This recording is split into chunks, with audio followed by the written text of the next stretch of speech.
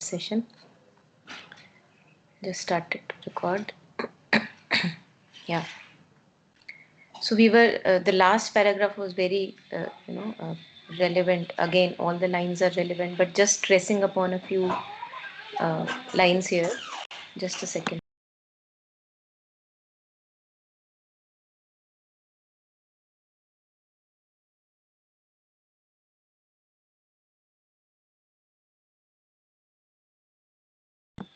So when he is undergoing these experiences, Ashupati, he is able to dip the mind into the source, into the infinite ocean of the divine. That is what is referred here in these lines, the last pink lines. Out of that stillness where he was dipping the mind newborn arose. It's as if a new birth for the mind when it takes this almost a holy dip in the Ganges of the source. And this mind now is able to wake up to truths once inexpressible. Otherwise, uh, one is just very confused, how to understand this world, the life, the reality of existence. But now, this mind, which is able to touch these stillnesses, this deeper being, was able to wake up to truths once inexpressible, and forms appeared dumbly significant. So even thought are forms, thoughts are subtle forms, images, visions are subtle forms. So now they kind of appeared anew, afresh, which were able to hint towards something beyond what we really see and kind of go through in practical lives. A seeing thought, a thought that can see, a thought which is full of clarity, a self-revealing voice. Words which are spoken, which say something, which convey something very directly, they reveal something to us, just like words of Savitri. He knew the source from which his spirit came. Movement was married to the immobile vast. So he became aware of the twin, the forces, the Purusha and Prakriti, the immobile base and the mobile movement of our life. He became available to that. He knew that by identity, where movement was married to the immobile vast. He plunged his roots into the infinite. He based his life upon eternity.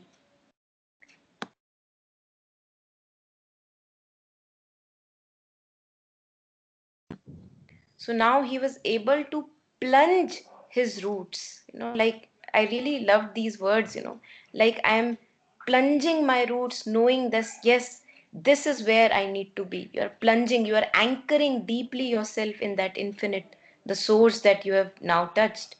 And now he's able to base his life upon eternity and not base the life on fleeting, movements of life, but basing life on eternity.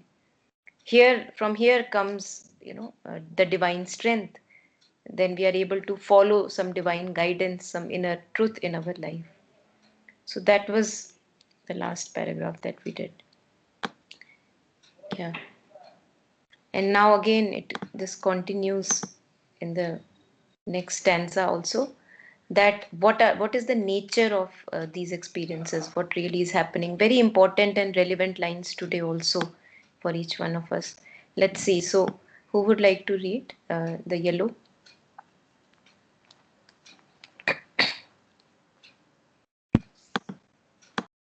Only a while at first these heavenlier states, these large, wide poised upliftings could endure.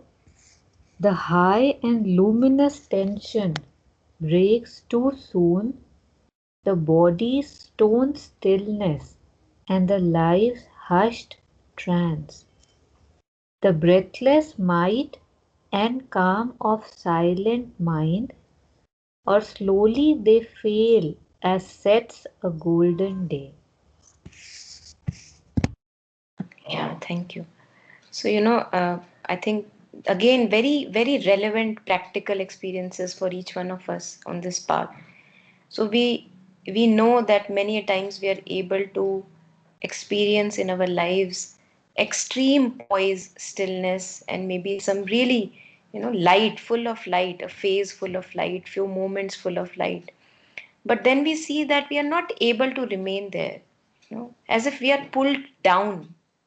So that is what is explained in these lines.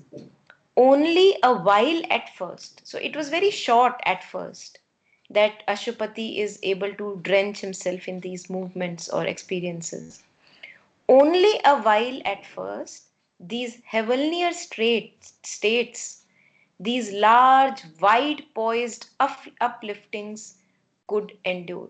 So the base, the material base of the body, the mind, the vital base, and the physical base, it was not able to endure so much of light, consciousness, and stillness in the beginning. It only came and then went, came and then went, these states. So that is what is there in the first line. Only a while at first. These heavenlier states, these large, wide poised upliftings, as if the consciousness is uplifted to a beautiful space, but the base, the physical material base, cannot endure this for a longer time. And why cannot it endure? That is also coming soon. The high and luminous tension breaks too soon. So imagine that there is there is a kite going high up in the air, and it's enjoying the sky and the movement of the air and all that. It's beautiful there, but it is also tied to the ground. There is a rope connected, or there is a thread connected that pulls down that kite. So that tension of the cord to which the kite is hanging through the ground, from the ground, the high and luminous tension breaks too soon. The body's stone stillness, so the peace, the calm, the poise that dawns into the being in our experiences that we have on this path, where the even in the physical body you are able to experience a deep calm and poise and stillness, that and the life's hushed trance, referring to the emotions and feelings all at as if in peace, a subtle trance is going on. And the mind is also very silent, the breathless might and calm of silent mind. So this is reference to when the light of purity touches our mind, body, and the emotional feeling senses. How does it feel? How does it appear? So the body's stone stillness, the life's hushed trance, and the breathless might and calm of silent mind. This, they either the tension breaks away too soon, or they slowly fade away, or slowly they fail as sets a golden day. The light of a golden day slowly fades away into darkness, step by step, step by step. So this is how these experiences that we have uh, in the beginning on this path, the body and the mind and the vital emotions, they are not able to really handle so much of beauty, purity, and stillness, because just owing to the fact that we are not used to it. Imagine that I go from a city to a village which is full of nature, raw beauty, and raw experiences. No gadgets are required, no a kind of phone or battery, or no electronics equipment may be required. But after 2, 3, 4, 5, 6 hours in nature, I would feel the need, owing to this old habit, that okay, let us watch some TV, okay, maybe let us do some WhatsApp. I'll just feel the need. And why is that need there? Because I am not accustomed to that raw nature, totally. We are not used to the mind, body, vital, they are not used to so much of light and consciousness. And that is why this need of kind of a fall or fading away, because the material base is not yet prepared fully. to handle so much of light. And that, this must be so much related to our own life, because we see, practically in our life situations that we do, these things come and go, and then we are just left craving, when will I have that experience again, or something like that. And what is the reason of this failing or fading away? That comes in the lines which are now to follow. So if there is anything that is coming, please keep sharing.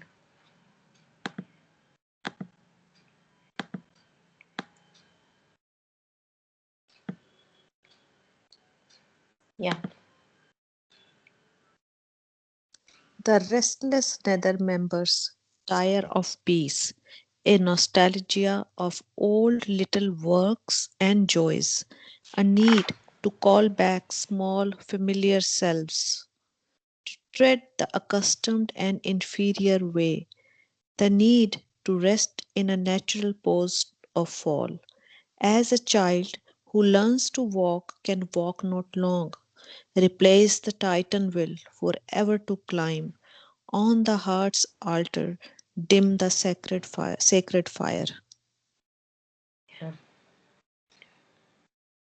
So, what is the need for the fading away? That is what is described here. It's really beautiful. Why it happens, this fading away or this breaking away of the tension, the high and luminous tension. The restless neither members tire of peace. This is so funny. That we are just, कहते हैं ना कि इतनी शांति सहन नहीं हो रही. Imagine that you are living, you are used to live with 20-25 members in a house, and there is always some clutter or clamor going around in the house.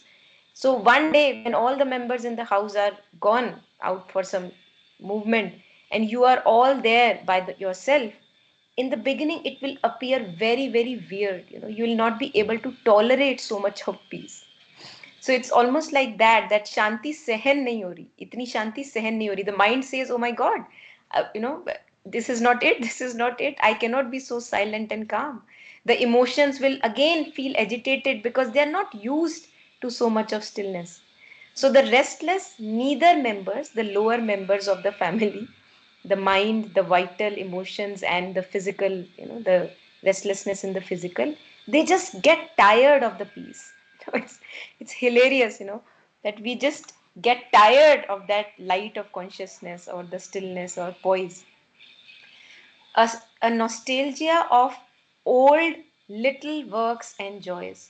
We are so used to our old patterns of living and lifestyle that कि अगर हफ्ते में एक बार mall नहीं निकले तो निकलना बनता ही बनता है. 2 हफ्ते में you will feel the kind of a craving to go to the mall. Why? Because we are just used to it. That is our life. That has been our life for so many years. So the nostalgia of old little works and joys, going to celebrations or attending marriages कि भाई 1 साल हो गया शादी नहीं attend करी, चलो चलो कोई शादी attend, something like that. So I'm just kind of relating to the practical life. So uh, yes, yes, really, yeah. So it's like, the old habit of the mind, vital and physical, it is just not used to its true nature. We have lived so far as not being ourselves that it has become our skin. I have become the mask that I have been wearing so far. So when somebody tries to rip me off my mask, I would say, oh my God, don't do it, don't do it. I'm feeling naked, I'm feeling naked. While that nakedness is my true nature. This is what has happened over, eons and centuries with us. That the mind, the vital emotion, and the physical, they have forgotten their true nature. So when they are shown a glimpse of their true nature, they cannot handle it too much. And it can also be again used a metaphor here, that imagine that a person has been born with chains in his legs and hands. So when the in the beginning somebody indicates that, babe, hey, you are, wearing chains, they are not required, you can take them off. The moment I take the chains off, In the beginning, I will not feel very comfortable.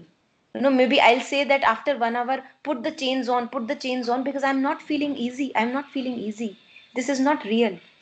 So we are not used to being our true selves. That is the sad thing that has happened with us. And that is the beauty of this adventure on this path. That it's like we have to slowly become comfortable in our naked true self, the raw being that we are. So the nostalgia of old little works and joys, I am kind of pulled towards that nostalgia कि वाह कितने अच्छे दिन होते थे ना जब हम शादी अटेंड करने जाते थे या फैमिली फंक्शंस अटेंड करने जाते थे. तो एकदम से थोड़ी सी शांति, थोड़ी सी शांति कुछ पल की, and then I am just remembering my old ways, that I've been used to. A need to call back small familiar selves. This is my familiarity. Attending weddings, doing chit chat and kitty parties. This is my familiarity. So after an hour of meditation, I am pulled towards those familiar zones, where I have lived so far, have been living so far, to tread the accustomed and inferior way. Now, somewhere I know that that is not the highest possibility. It is an inferior way. Somewhere I have a feeling. And yet, why it kind of pulls me again and again? Because I'm accustomed to it. Old habits die hard. I know that cigarette is bad for me, yet I cannot leave it. Why? Because it has just become a habit. I cannot imagine myself without a cigarette in my hand. So I cannot imagine myself without this lower forms of entertainment or gossiping or chatting or watching news, anything. The need to rest in a natural pose of fall. Mother says at this that a beautiful way to relax and rest is that rest in my consciousness. Remember the mother and rest there. Rest in my lap. That is the beautiful poise of resting, where even after 10 minutes of a relaxation, you are just refreshed and charged again. But that is not our true, that what we do for many years. We want to relax by watching a movie. This is the way that we relax. We want to relax by maybe, looking at some funny series, comic series. That is our relaxation. So this is where it is said the need to rest, the need, it as if there is a need in my being to watch some funny series or do some gossip on, maybe hang out with friends. I'm not saying all that is bad, but just for people on the path, it kind of pulls my, it's like a pull from the material base. And we need that. We need, because it replenish our energies. If I have a cigarette after a whole day of not having a cigarette, I feel that it gives me something. Why? Because it just has been my pattern. So it's only gradually that the whole being is attuned to the truth. It does not happen in the beginning that, at once I'm able to just tune in into higher consciousness. So the need to rest in a natural pose of fall. That imagine that I am sitting very alert in a physical posture, very alert, tall, back and straight. After 10-15 minutes, I will slouch down. It is the nature of the physical inertia. I'll just want to lie down maybe more in a relaxed manner. I'll not be able to extend that alertness of the physical, posture for a longer time. Why? Because that has been our life. And along with not only physical posture, even the mind, the alertness of the mind, we cannot have that alertness for a longer period in the beginning. It feels कि चलो बहुत meditation हो गई, बहुत sessions हो गए, चलो अब जरा गप्पे मारा है, बहुत हो गया, बहुत हो गया. So one needs the feel to, take a break from the sessions. Or not only these sessions, I'm just talking of any kind of discourses we may be attending. We just need the feel कि चलो कुछ time के लिए सत्संग छोड़ देते हैं, क्योंकि सहन ही नहीं हो रहा कि इतना ज्यादा कैसे हो सकता है. Why? Because it is not what have been our life, just owing to the old habits and patterns. Yes, Taru, you want to share? Yeah, sorry, I did it like I wanted to wait for you, jaldi se dab gaya. But I just wanted to say that in my case, like I have seen that my body Hmm. revolts. Sorry, like when I was, I don't know, in Not in school, but yeah, I did my first Art of Living advanced course in which, the meditations are quite good, like they're long and stuff. And the first day I had, actually I puked and there was nausea and headache. Like it was like as if the body is saying that, you know, that's it, not enough. And slowly, slowly, Yeah. slowly, I mean, it's still work in Yeah. progress. That thing increases, Yeah. but I felt like maybe it's just imaginative, but I felt a very strong resistance Mm. against, the changes kinds that's Mm. enough. I can't take it anymore. So how, Exactly. Exactly. like it, and it Yeah. was really strong and very, very obvious that what was kind of, happening. Yeah. Mm. Beautiful. Yes. Yeah. And that is the reference to the physical inertia of our material base that Sri Aurobindo and Mother talk about many times. That there is so much of inconscience in the physical base of the matter that it revolts, as you said. The physical body cannot. The spirit may be wanting to remain in meditation for a long time, but the physical body is not ready. So one has to slow down. One has to again look at the other members of the family also कि भाई तुम आगे चले जा रहे हो but बच्चा पीछे रह रहा है. तो what does the father do? The father stops down. The father slows down and waits for the child. So this is what then it becomes a kind of a gradual slow journey. Yeah. And this is also referred to in Vedic rishis when they used to do these sadhanas for a long time. They used to call this Vedic night and day. So in the sense that day is the time where everything is high and full of luminosity and consciousness, and the fall where there is a need for assimilation, the body, the emotions, the mind, they just demand some rest. So you cannot continue the sadhana for a long time. Why? Because there is a demand for rest and assimilation by the rest of the members of the being. So this has been the journey of rishis also. Yeah. Yeah, I just like very small curiosity. You know how they Yeah. say that the rishis on the, say, maybe Himalayas, I'm just using the regular Huh. term, they meditate for like years and years, like, and say Mm. when we see these mythological serials है ना, कि जैसे रावण ने Yeah. 2000 साल तपस्या करी और फिर ये हो गया, that Mm. I mean that is also there, right? Like it's Mm. Like कितना ज्यादा वेरिएशन है, right? Like how I meditate for 40 minutes, like for the first time, and I'm puking, and there somebody meditating for 20,000 years. Like, for as a human, the Yeah. graph, or I don't know what you Yeah. call it, है ना? It's like, oh my God, कि this is what I am Yeah. capable of as Yeah. well. Yeah. It's very humbling, and it's like, wow. Yeah. Yeah. And we also don't know, Taru, how many times Ravan may have puked, just because there is no record of his puking. That is true. I always miss that aspect. Thank you for pointing that out. Yeah. Yeah. Are you saying I'm Ravan? Ravan in making. Yeah, sorry. Okay. Okay, so we were here. The need to rest in a natural pose of fall. So that is our natural way of resting, having some entertainment and falling into lower consciousness back to square one again, because just it is the requirement of the being. As a child who learns to walk can walk not long. When a child begins to learn, it is a beautiful example that Sri Aurobindo is using here, which we all can relate to. He falls, he crawls, and then he stands for a few moments in the beginning, then he falls again, and because the being is just getting prepared for properly walking. And that is our path also, that our being is not used to just walking all the time, or just being up all the time.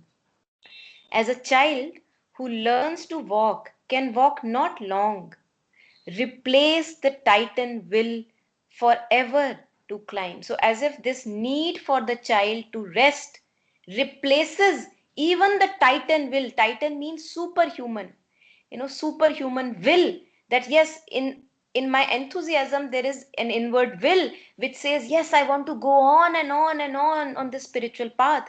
But the physical being is not ready. The mind calls up again, the emotions just pull you down again and again. So as if this need for rest in the being replaces the titan will, the superhuman will, forever to climb on the heart's altar, dim the sacred fire. So this need, the demand by the by the demand by the mind, the demand by the vital, and the demand by the physical, it just pulls us down, drags us down. And what are the drags? So the first drag is the lack of enthusiasm in the vital. So in the beginning, I may begin with the sessions in a very interesting way, attending sessions after sessions, doing meditations after meditation. But after 1 month, I see I have no enthusiasm left. We have all faced these, situations in on this path, and we keep on facing these situations. That the enthusiasm builds up as if like a intensity of fire, and then after a year, or maybe even before, after 1 month or 2 months of continuing, the enthusiasm drops down, it drags down. Then what is the distraction from the mind? The mind is now full of doubts and confusions. The mind is full of distractions. Mind is getting pulled in different directions. Which way to take, which way not to take? Am I on the right path? What will I get by being on this path? So all the situations, what will people think about me? What will my family say about? So all the doubts crowd the mind, which drags again on this path, the upward liftment that was going on, it is kind of dragged down owing to these movements. And the physical inertia also calls us down. As Taru was sharing that we are, sitting in meditation, I cannot sit for more than 30-20 minutes. The body just revolts. So it just drags the whole, as if we undergo a period of dryness during this struggle. And we need the feel that, oh my god, I cannot walk this path. So we have lack of zeal, encouragement, enthusiasm, and then we need this period of rest or dryness or assimilation for some time. And then how it begins to burn bright again with appropriate feedings of those movements, stimulations of such kind of movements. That yes, I may be dipping in my consciousness, I may experience these falls and dark periods, but yet I know that I want to. So one gives himself some or the other kind of little triggers or stimulations through some books, through talks, and slowly, slowly, slowly, that fire kind of, rises up again in the being. So this has been the process with the whole collective human evolution so far, owing to the fact that the mind senses the body, the emotions, even the physical, they are not used to stay in too much of light for a long time. We are not, it is not our habit. Our habit is to stay in darkness for a long time, and maybe have a little breather in between कि वाह वाह क्या सत्संगत थी, मजा आ गया, है ना, और 2 महीने में एक बार कर ली, उतना बहुत है ना, बहुत ज्यादा नहीं हिलना हमें अपनी जगह से, बहुत ज्यादा मत हिलाओ, जहां हम हैं ठीक है, बट बीच बीच में हवा दे दो थोड़ी सी, that is what we want, in the beginning. Yeah. Yeah.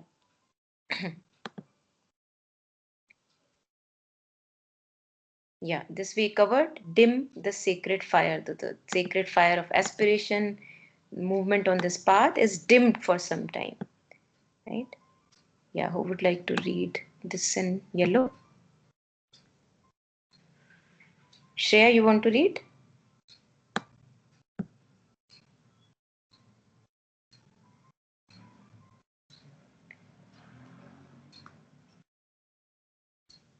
Yeah.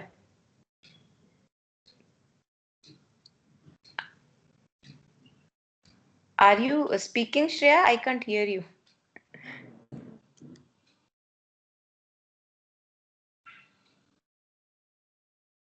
Okay, maybe some audio issue at your end, huh? Can बोल. you hear me now?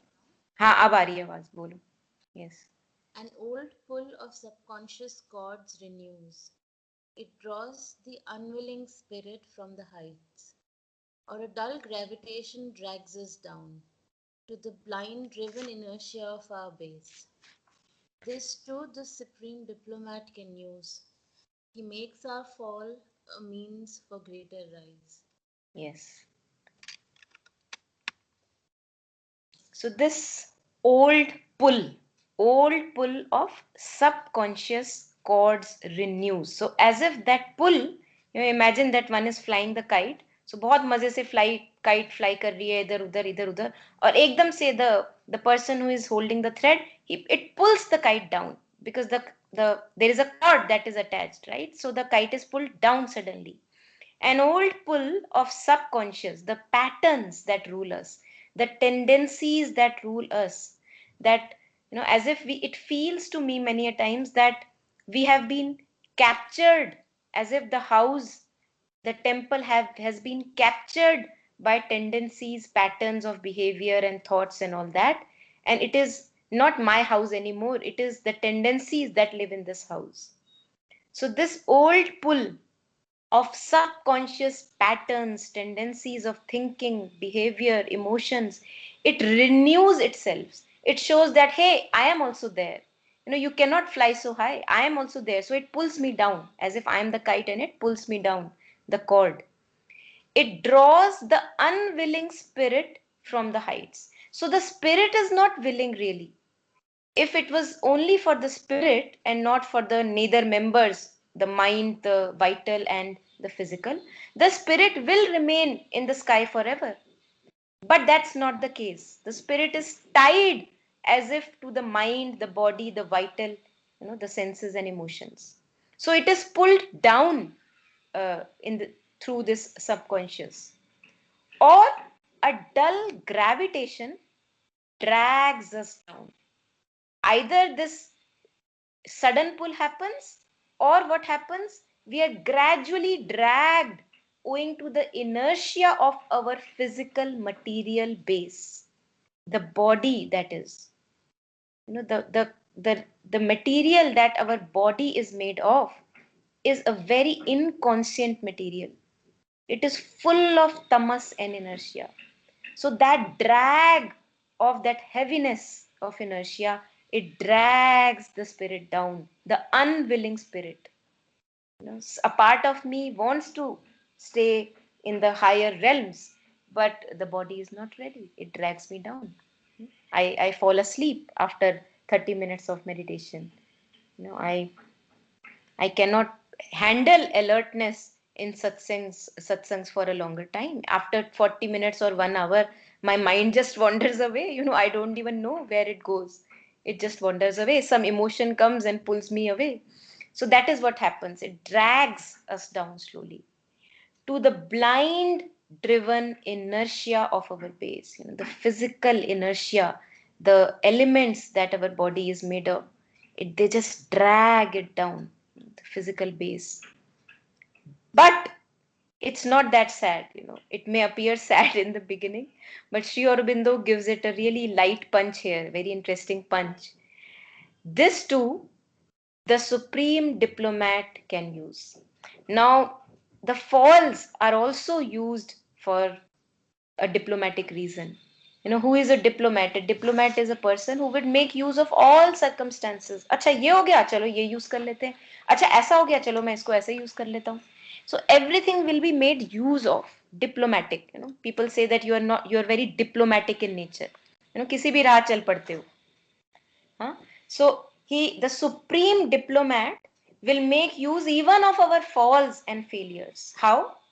He makes our fall a means for a greater rise.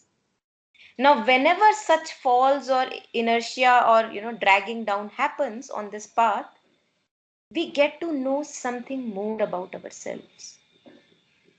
We as if we are looking within our being, and more light slowly is falling on the contents of my own being through these falls and failures.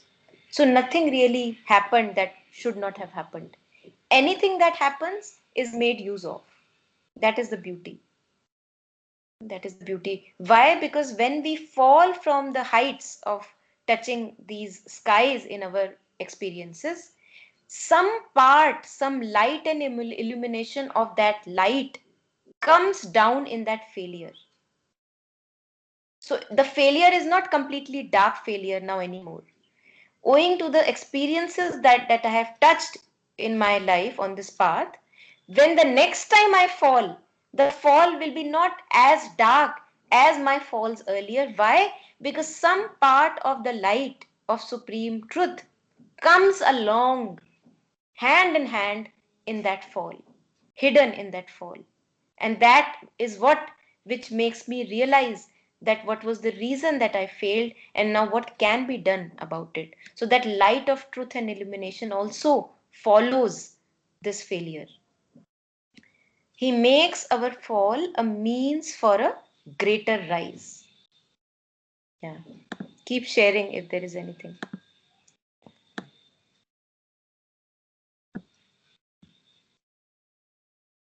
Yeah, who would like to read?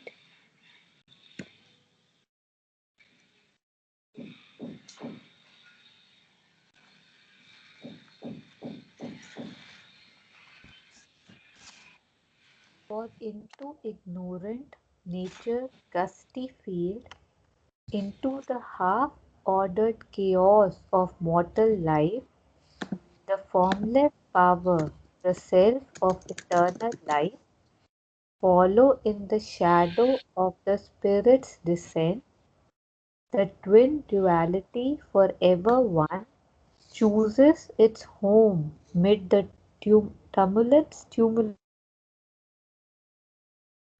of the sense. Yeah.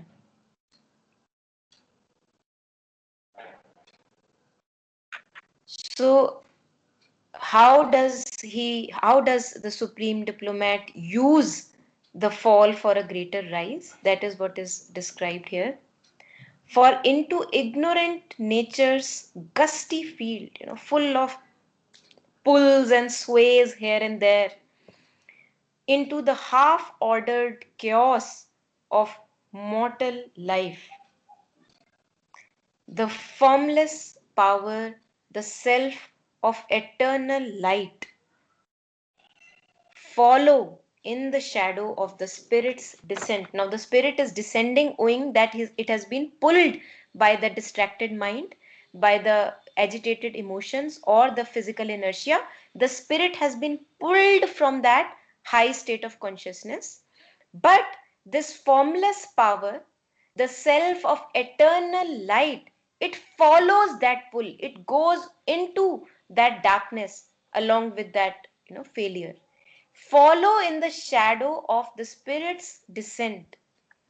The twin duality forever one chooses its home mid the tumults of the sense. So, a lot of chaos I may be going through, a lot of emotional upheaval I may be going through. The mind is really disturbed, distracted, full of chaos and tension. And yet, in this fall, there is a light which has never ceased to be. I may be for some time unaware of that light, but the light is still there. My unawareness of the light does not make the light unavailable. So this is said here. And the twin duality, what is the twin duality? The Purusha and Prakriti, the immobile self and the movement of nature, the movement of emotions, the movement of thoughts, the movement of physical sensations. That all is supported by an untouched witnessing presence, the light of consciousness, which is very silent and still, and yet it is there throughout. So, this twin duality, which is forever one, it is always one. Wherever there is a movement, there has to be an eternal self, the base on which the movement is standing. So, if there is a lot of chaos and confusion going on in my being, definitely for sure, the light of witnessing presence is for sure present in the midst of all that confusion. So, this twin duality, the play of Purusha and Prakriti, chooses its home. Where does it reside? Amid the tumults of the sense, when I am swayed here and there by the delusions of earthly existence, when I am swayed by this sense perception, that person said something, this happened to me, I am swayed here and there. In the middle of that, the play of Purusha and Prakriti goes on. If only I become aware of it. Only for a moment also. Even that helps. In the middle of all the chaos lies something in us which is untouched by all the movement and chaos.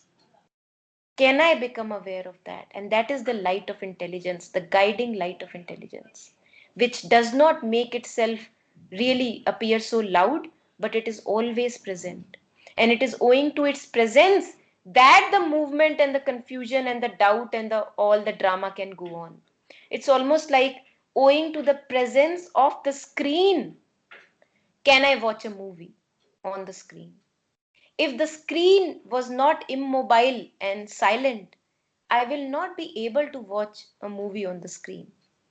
So the whole melodrama, it's acted upon the presence of that still witnessing Purusha or awareness, the still witnessing presence. So this is the power of light, of illumination that follows the shadow. So wherever there is a shadow or the movement of the shadow, there is forever a witnessing light present. And this is what we call as the light of witnessing awareness. Who knows that I am in depression? There may be extreme depression that I may be going through. But in the middle of depression, there is also a knowing of the depression. Who knows that I am confused? Who knows that I am troubled today? I am not feeling well. So, in the middle of not feeling well, there is a part that is well forever. This is the play of Purusha and Prakriti, the movement and the stillness, which forever goes on.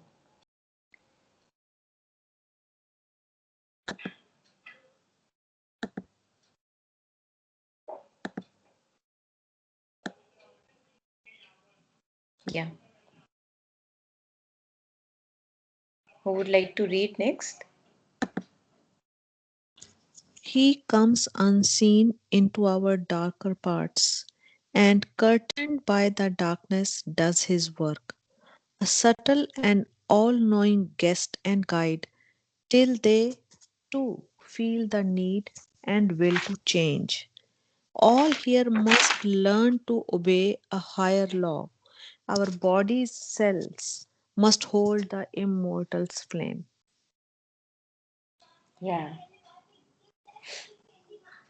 very interesting. So it's again a reference that always in the darkness there is hidden light. It has been stressed so much, even by Mother and Sri Aurobindo. It has been stressed that in the depth of your suffering lies something really powerful, and all illuminous. And that is what resides in the depth of suffering. So don't be swayed by the appearance of the suffering. Go close and close and close to it. He comes unseen into our darker parts, not very visible and loud and obvious. And curtained by the darkness, he does his work very silently. He does his work. He guides. The intelligence of the being keeps on guiding the whole of life without making itself being present. Just like, when we see, even in our mythological serials that they make, about Shiva sitting on this mountain top and, just silently being aware of everything that is going on and doing his work, subtle work, using his own energies and powers and whatever, right? So he does not make his presence felt that much, but he is always there. He's sitting. He's silently doing his work. He comes unseen into our darker parts and curtained by the darkness does his work. Now, a person or each one of us, if we really are able to go very, very close, intimately close to even one darkness in our life, one challenge in our life, and find the truth, absolute truth, hiding in that darkness, Why would we be ever afraid of any failure, any darkness, or any challenge, or any disease in our life? It's almost like a fearlessness comes into being if we have been able to touch the depths of our darkness through any phase in our life. Curtained by the darkness does his work, a subtle and all knowing guest and guide. So he is a guest, just like we say the soul is a guest in the mortal life or mortal existence. It'll come and go. So the mortal sphere is not soul's house, it's not soul's home, right? Soul belongs to a higher consciousness, but it is for in the mortal realm, in the physical manifestation for some time. So just like that, this subtle and all-knowing guest, only a guest, because it's not his home. The mortal domain is not its home. Guest and guide till they too feel the need and will to change. So the lower members of the family, the mind, the emotions, and the physical, they must slowly also feel a pull towards this higher alignment. That yes, I also now want to live more and more in light. I also want more and more alertness and awareness in my life. So even the mind and the vital and physical are so that they begin to crave for this high consciousness. So far up till now, the craving has not been there because the taste has not been there. So slowly, when we have higher experiences, so called, when the spirit touches some higher states of consciousness, it is almost to give a taste to the mind, body, and senses. Okay, this is also a possibility. This is also a possibility. You can also have that. So it is to give a taste to the neither members of the family, that so that they also feel now the need to change. you know and this is almost like something that happens in our own families and relations, that imagine that a person begins on a spiritual path and you see that person flowering and blossoming, and whenever you meet that person you feel a freshness that he carries along with him. So you are attracted to that person. You feel that what is he really doing in his life, because I also want to be there wherever he is. So there is a like a magnetic pull that happens, and the lower parts in me, they are also aspiring now. Okay, let me see what is there for me. Can I also walk this path? So this is what happens with our lower members, the mind, the vital, and the physical, so that they also feel this pull to raise themselves towards higher light and illumination, till they too feel the need and will to change. So now these rises in the consciousness and the falls and dips in the consciousness are made use in this aspect. So that I rise, have a taste, and I give that taste to the mind and the feelings and the physical, and so that they also have this aspiration and or a willingness now to change. All here must learn to obey a higher law. So all the members must now learn to obey a higher law. What is the higher law? The alignment with the deeper truth of the being. So the mind is also following a deeper truth. Emotions also are following now a deeper truth. And the physical also is now saying, okay, give me some time. I am going to get ready. And I will also follow the truth consciousness. I'll not slag and slouch and be sleepy so much. Give me some time. So all the members are coordinating together, aligning themselves to truth of the being. And this is the path of integral yoga, where the mind, the body, the senses, perceptions, the feeling, emotions, they all say, yes, we are willing. Yes, we are ready to travel on this path. While earlier, mostly what has happened, the stories that we keep on reading, and that has its own purpose. The rishis and sadhus, they have kind of left the physical base and the emotions at their own level. They feel that it is something so hard that it cannot change. Okay, so why must I stop my spirit from rising? I will just let my spirit rise and let the other members remain as immature as they are. So that has been happening for a long time. But the work of Sri Aurobindo and Mother is not on the same lines. They say that the spirit is of course ready to rise, but the mind must also rise. The emotions must also purify themselves more and more, and the physical must also prepare and know in its totality that it is divine in nature. This is an integral movement towards the path of yoga. Union of each part of the being towards the truth. Union of mind with the truth, union of emotions with more and more purity, and union of physical with more and more light and illumination. This is the path of integral yoga. All here must learn to obey a higher law. And no matter how gradually, no matter how gradually our body's cells must hold the immortal's flame. This is what the path towards a new race, what Mother and Sri Aurobindo call a supramental race, where all the parts of the being are prepared to, shine the light of the divine in their own accord. So even the cells of the body, they have to slowly, gradually leave the inertia and know their divine nature. And the divine nature is immortal because so far the cells of our body, owing to the habit, they know for sure that yes, I will die. This is my lifetime, 80 years, 60 years, for 70 years, maybe 90 years, 100 years at max, and after that I cannot survive, I will die. So it's a memory that has been ingrained in the body's cells, while the divine is immortal, the truth is immortal. So even the cells of the body at one point of time in future will know that yes, this immortality is something they too can claim. The body does not have to die all the time, but then of course the physical substance of the body will be different and not like what we have right now, right? Yeah.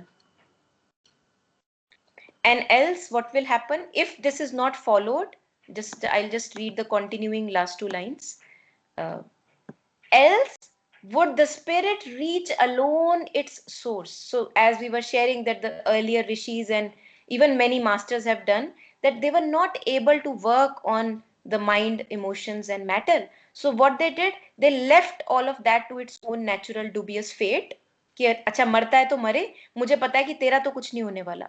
And it they just made the spirit go back to its home, or rise into higher planes.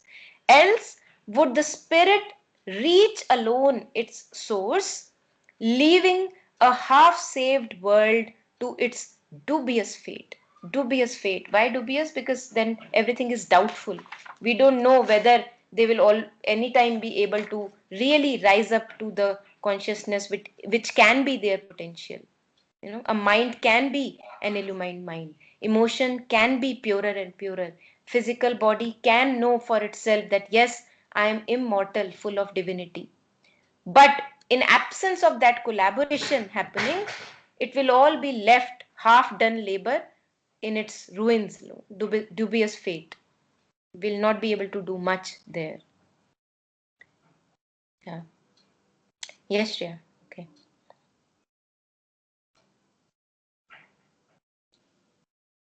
Yeah, so we'll just cover maybe last few lines and then.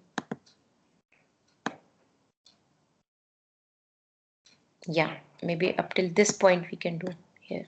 Who would like to read?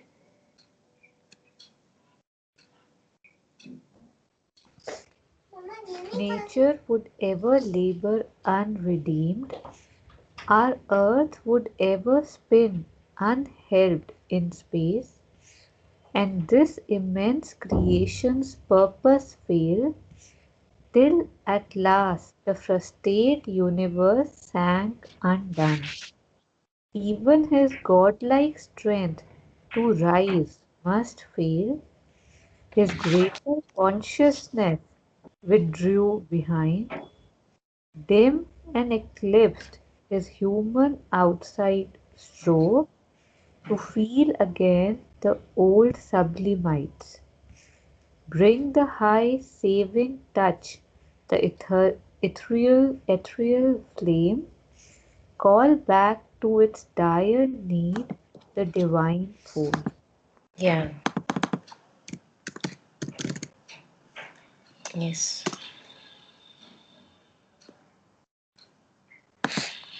Nature would ever labor unredeemed. So, in absence of this collaboration, in absence of the illumination reaching the mind, the emotions getting purified, and also the physical cells, nature would ever labor unredeemed.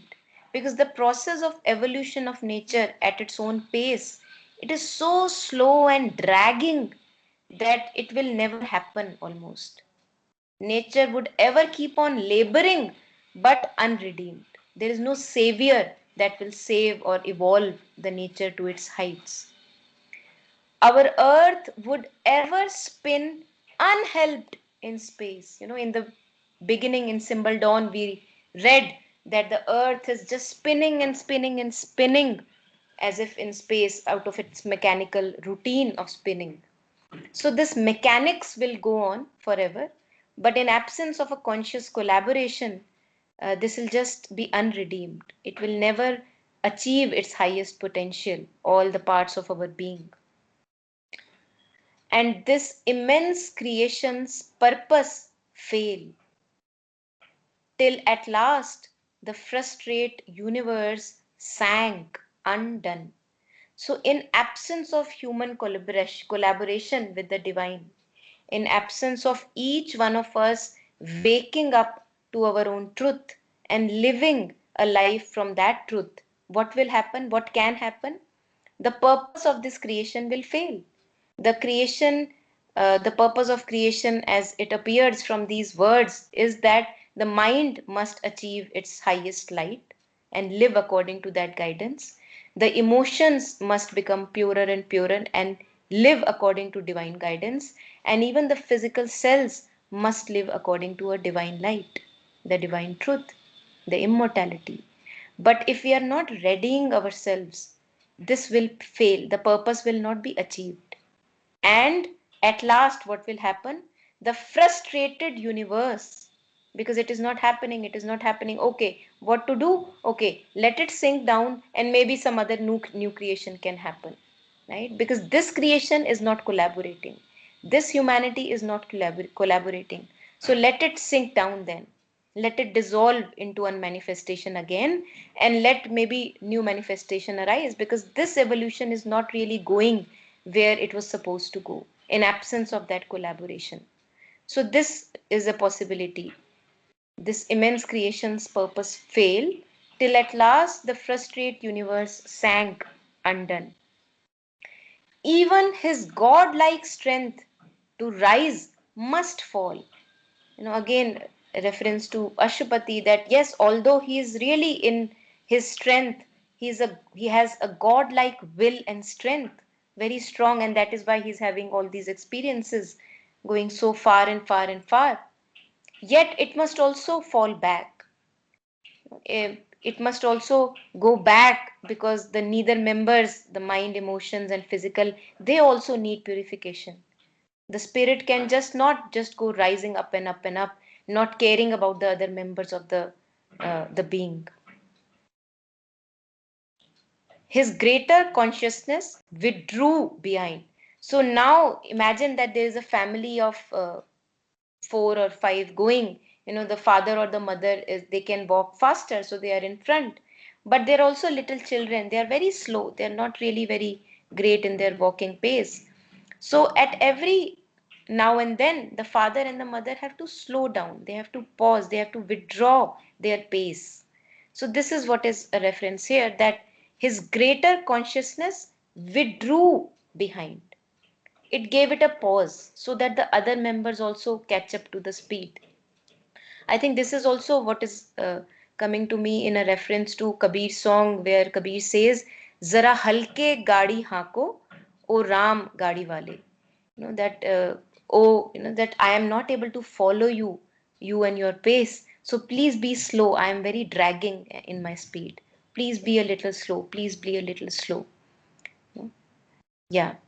His greater consciousness withdrew behind, dim and eclipsed, his human outside strove. So now the light that he has experienced, it has now withdrew in the obscurity of it, his outer personality, the outer persona, the persona that we wear, the human being that we are. The light has now withdrew behind his outer personality, although his outer personality is also striving now to feel the old sublimities, that yes, I did experience that light once, and I now want to experience more and more. As Kabir says, that Ram ras meetho ghano, and once I have tasted this Ramras, I want to experience it again and again. So even his outer personality now wants to touch the older sublimities that once he has experienced in his yogic experiences again and again. Bring the high saving touch, the ethereal flame, and call back to its dire need the divine force. Now, owing to the rise and the fall, he has the capacity that when he is in this fall, the dimness and obscurity of the outer personality or surface consciousness, he has the ability to call upon that divine force and guidance.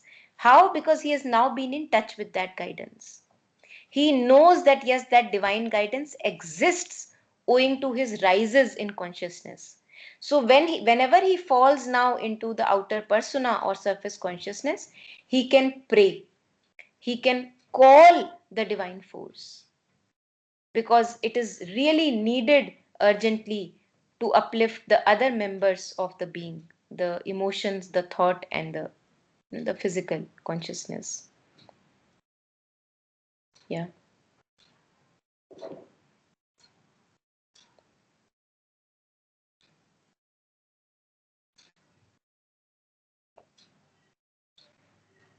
Think we can maybe stop here, and maybe we'll just overlap next time from these lines for the next upcoming lines. Any comments? Yeah, okay. Thank you for joining then. Thank you.